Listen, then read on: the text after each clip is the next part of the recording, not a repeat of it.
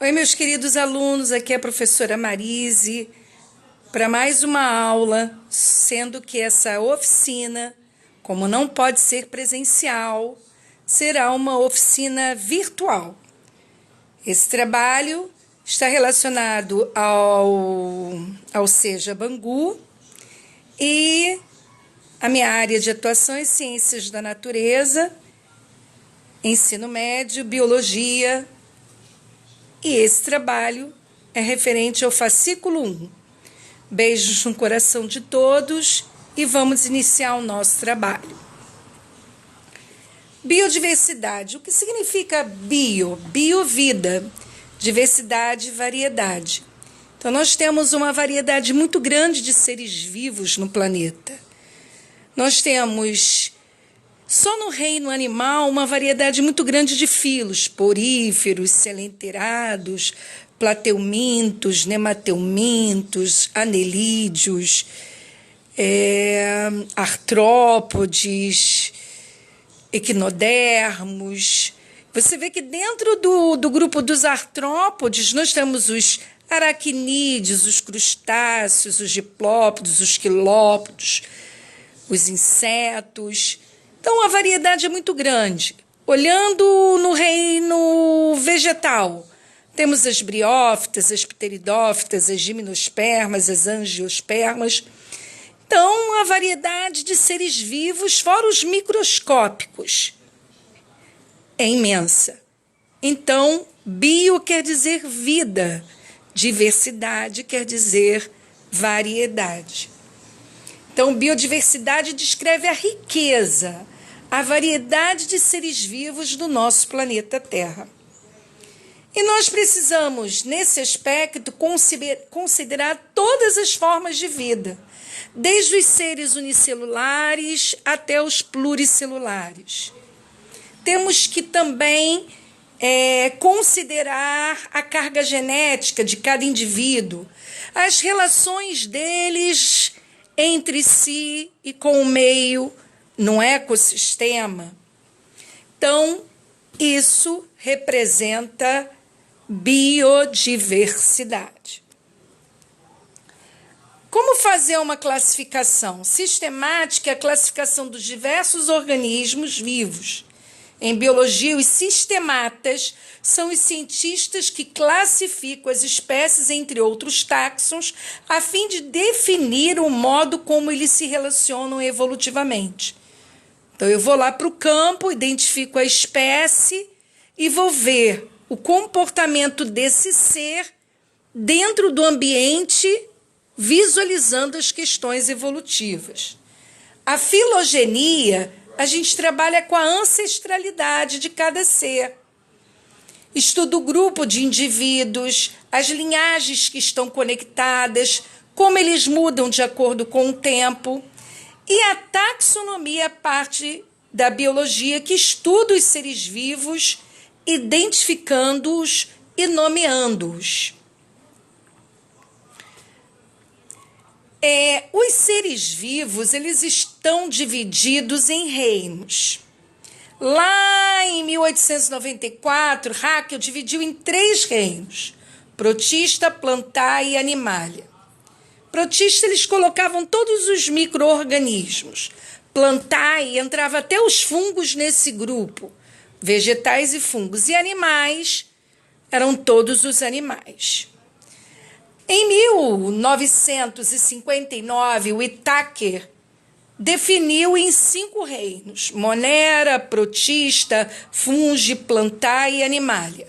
No reino Monera se enquadram, todos os seres unicelulares e procariontes, cuja célula é procariota ou procariótica. Recordando que toda célula procariótica não possui carioteca, o material genético fica espalhado no citoplasma da célula. E os representantes desse grupo são as bactérias e as cianobactérias. No reino protista, nessa época só entravam os protozoários.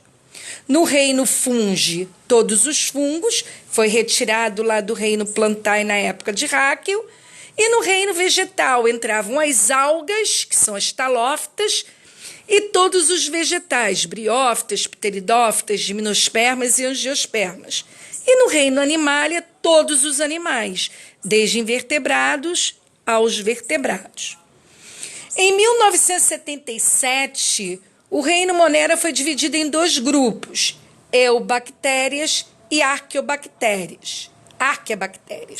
É o grupo das árqueas. Bem, as eubactérias são as bactérias mais simples, as mais comuns. Inclusive, as cianobactérias também entram nesse grupo das eubactérias. E as arqueobactérias são aquelas bactérias que vivem em locais inusitados, inesperados, como, por exemplo, o Mar Morto, que é rico em sais.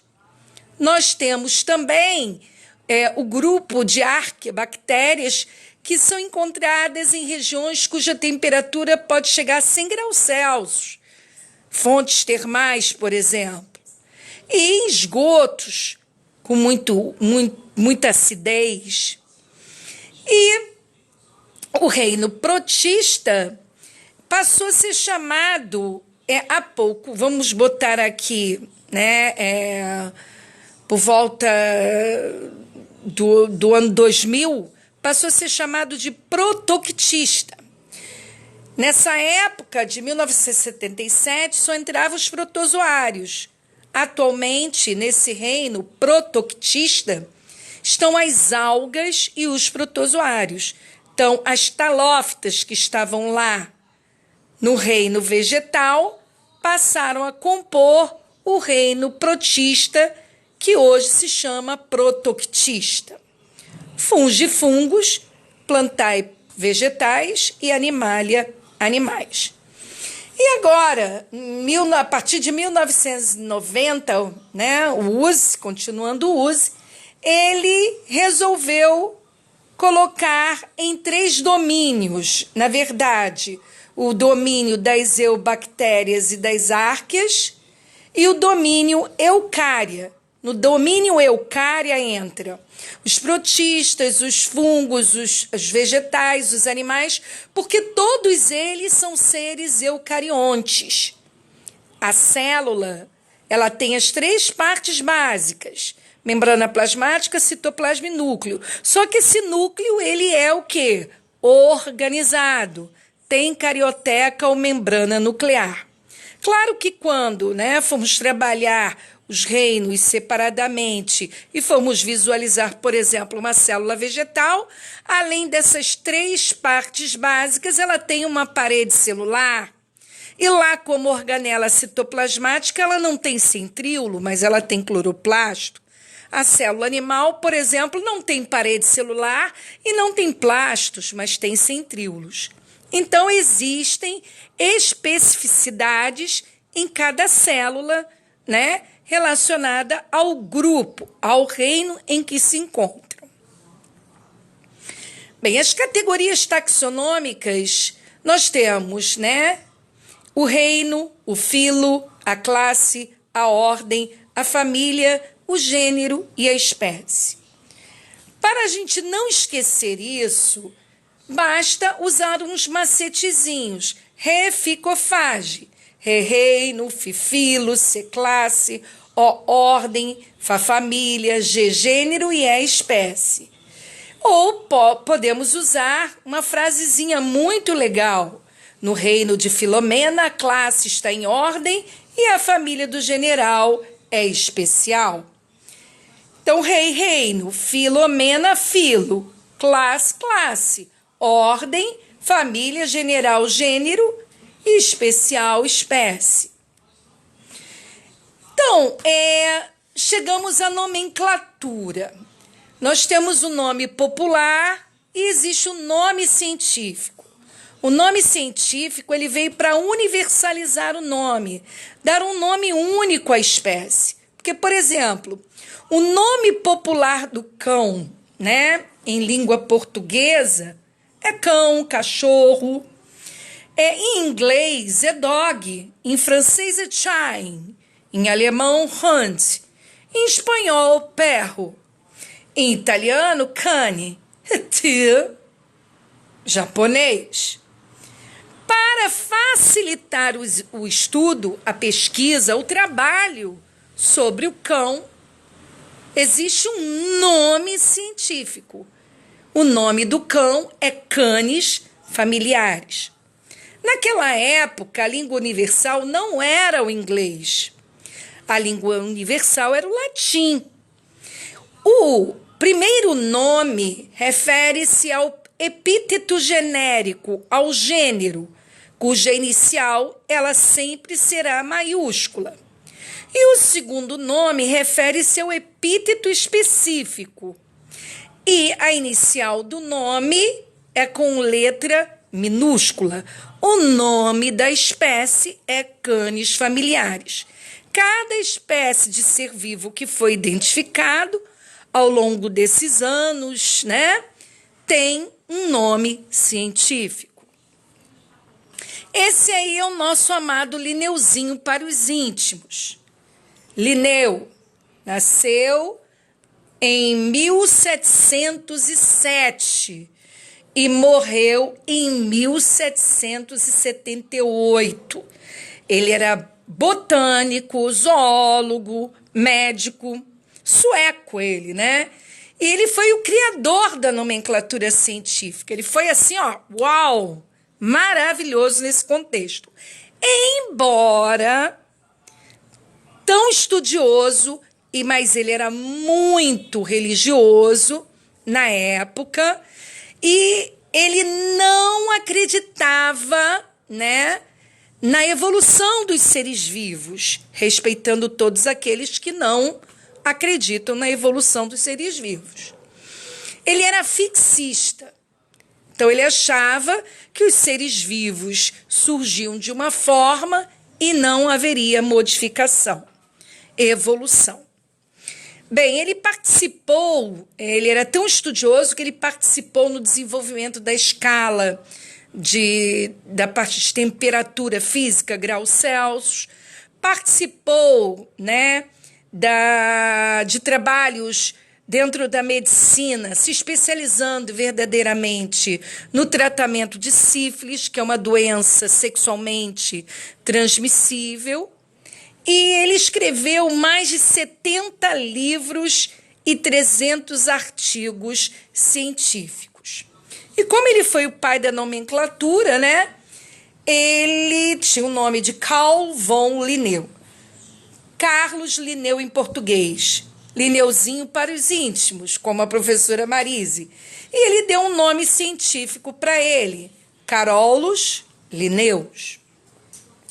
Bem, esse nome, como eu falei para vocês, a língua universal era em latim, então eram palavras latinizadas. E o nome científico, ele tem que estar destacado num texto, em negrito, em itálico ou sublinhado. Ou, na verdade, como eu falei para vocês, a nomenclatura binominal, ela tem um termo genérico, epíteto genérico, e tem um termo específico. E aí tem alguns exemplos, né? Aedes aegypti em itálico e Aedes aegypti sublinhado. O primeiro está em negrito. Bem, espero que nessa classificação do ser humano que nós vamos fazer aqui, nós tenhamos conseguido aprender um pouquinho mais. Mas vamos classificar o ser humano. Qual é o reino que o ser humano pertence? Reino animalia. Qual é o filo? O filo dos cordados, porque tem coluna vertebral, tem um esqueleto interno. Qual é a classe? Mamália, somos mamíferos. Qual é a ordem? A ordem dos primatas. Qual é a família? Hominidae. Qual é o gênero? Homo. E qual é a espécie do homem? Homo sapiens. É importante ressaltar que nós somos a subespécie do Homo sapiens. Então, nós somos Homo sapiens sapiens. Um beijo para todos e até a próxima aula.